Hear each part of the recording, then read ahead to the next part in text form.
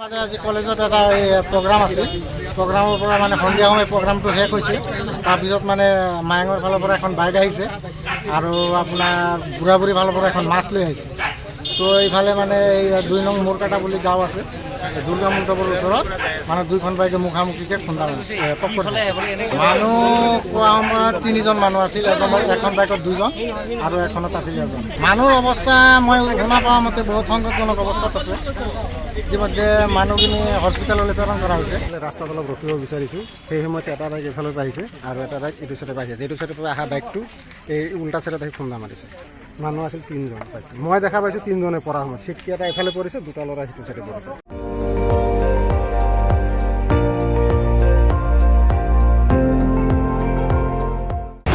আপুনি চাই আছে ND24